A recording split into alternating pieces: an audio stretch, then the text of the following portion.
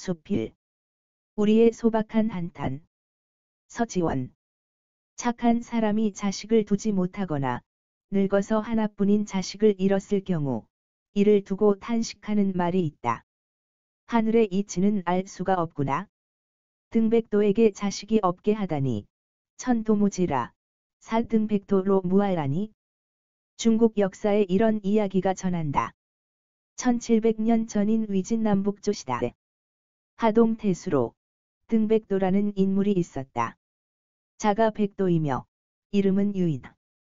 때는 북방 이민족의 침입이 계속되어 전란이 끊이지 않던 시절 오호 16국의 하나인 후조를 세운 성늑의 공격을 받아 급히 피난을 가게 되었다.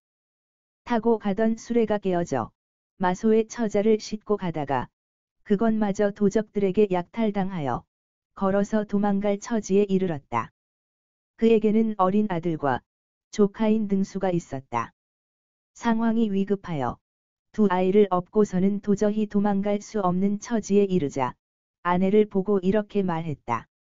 지금 이 아이 둘을 다 데리고 도망가기는 도저히 불가능한 일이오. 하나라도 없어야 하오. 그렇다면 누구를 버려야 하겠소? 아내가 선뜻 대답할 리가 없었다. 내 자식을 버릴 수밖에 없구려. 일찍 죽은 동생에게는 오직 이 아이 하나뿐이니 이치로 따져 그의 후사를 끊을 수는 없지 않소.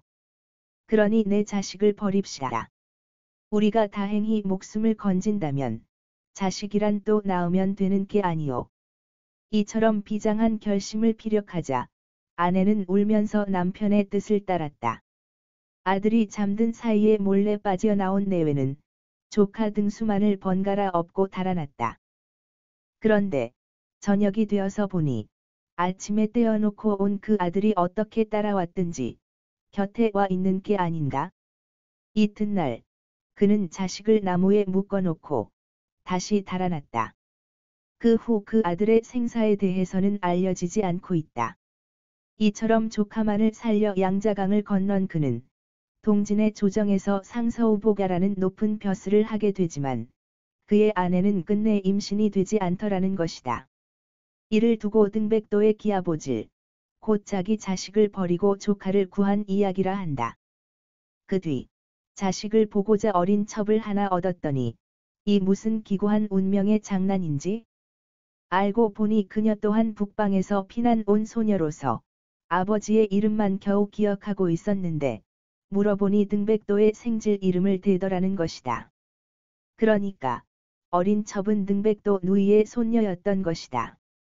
혼란이 극심하던 시대의 사정치고 너무 어처구니 없는 일인지라 깊은 회한에 빠진 그는 그녀를 멀리했음은 물론 다시는 첩을 두지 않았고 결국 자식도 볼 수가 없게 되었다. 이를 안 당시 사람들이 안타까워하여 하늘의 이치를 알 수 없다고 한탄했던 것이다. 소학선행편에는 아들을 버리고 조카를 구했다는 기록만 실어 널리 읽히고 있는데 전후 사정을 소상히 아는 사람들은 만만찮게 등백도를 비판도 한다. 조카를 구하기 위해 비정하기는 해도 자식을 버린 것까지는 장하다 할 수 있지만 버린 자식이 울며 쫓아왔을 때에는 죽어도 함께 죽고 살아도 함께 살아야지 나무에 묶어놓아 두 번이나 죽음으로 몰아넣지는 말았어야 했다는 것이다. 형제간의 우애라는 미덕에 지나치게 집착한 나머지 비인간적인 짓을 저질렀으므로 하늘이 그에게 자식을 주지 않는 것은 당연하다는 논리다. 그러나 이 또한 두 아이 가운데 불가피하게 하나만을 구해야 하는 등백도의 절박한 상황을 잘 모르고 하는 말인지 모른다. 삼국유사에 나오는 신라 흥덕왕 때의 효자 손순의 이야기도 자식을 버리는 이야기이다. 손순 내외가 힘들게 일을 하여 오노라는 홀어머니를 봉양하였는데 어린 아이가 어머니의 밥을 축내자 버리기로 마음먹는다. 아이는 다시 낳을 수 있으나 어머니의 수명은 유한하기 때문에 버릴 수 있다는 것이 그들 부부의 생각이었다. 내외가 아이를 업고 취산 북쪽 교외로 가서 땅을 팠더니 기이한 돌종 석총이 나왔고 그 돌종을 두드리자 소리가 맑고 은은하였다. 이런 기이한 물건을 얻은 것은 아이의 복이라 생각한 손순 부부는 아이를 업고 돌아왔다. 그 돌종을 집에 걸어두고 두드리자 소리가 대궐에까지 들려 왕이 그 사연을 듣고 많은 상을 내렸다는 이야기가 손순매화라는 설화로 널리 알려져 있다. 손순은 경주 손씨의 시조이다. 이 땅의 기한은 자식을 버렸어라도 어떤 일을 이루겠다는 발상만 존재할 뿐 실행에 옮기지는 못한 미수의 기아 사건이다. 사정이 다르기는 하지만 등백도의 이야기에 비하면 듣는 사람의 부담도 덜하여 글자 그대로 해피엔딩이다. 북한을 탈출하는 귀순 동포가 줄을 잇고 있다. 예외 없이 모두 극한 상황에 이르러 탈출한 것이니 그들로 하여금 왜 그토록 절박한 결정을 내리지 않으면 안 되었던가를 생각하면 그들 역시 도적에게 쫓기는 등백도의 처지와 조금도 다르지 않기 때문일 것이다. 이 땅에 온 그들은 비록 웃어 보이지만 가슴 속에 자리 잡고 있는 부모 형제와 처자식에 대한 그리움과 심적 갈등이야 오죽하겠는가? 이 산에 대한 아픔과 함께 자신으로 말미암아 가족들이 받을 고통의 질량을 누구보다 더 잘 알고 있을 테니까 말이다. 언젠가 미국이를 몰고 온 한 장교의 품에서 나온 흑백 사진 한 장, 선량하고 순박해 보이는 그의 아내와 강보를 겨우 면한 두 어린아이의 모습은 보는 이의 가슴을 친다. 그것은 단순한 사진이 아니라 그 장교의 가슴에 낙인처럼 찍힌 고통의 주홍글씨요. 불에 달군 인두로 가슴을 찢어대는 낙인일 것이다.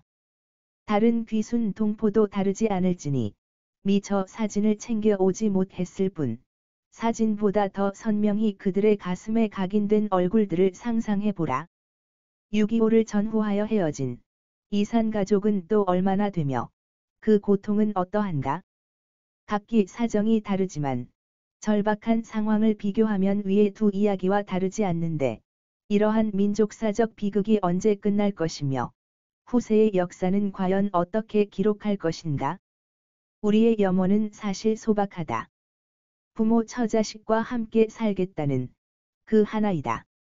오직 바라건대 우리 귀순 동포 탈북민들은 등백도 같은 비극이 아니라 손순처럼 자식을 도로 업고 돌아오는 행복한 어버이가 되기를, 그 날이 어서 다가오기를.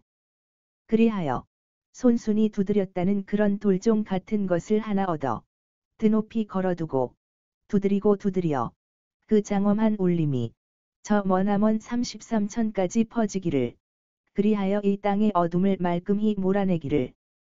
아직도 어둠이 거치지 않은 이 통일의 새벽에 우리의 소박한 한탄은 이러하다. 하늘의 이치는 알 수가 없구나. 아직도 이 사람들에게 부모 처자식을 빼앗아 두다니.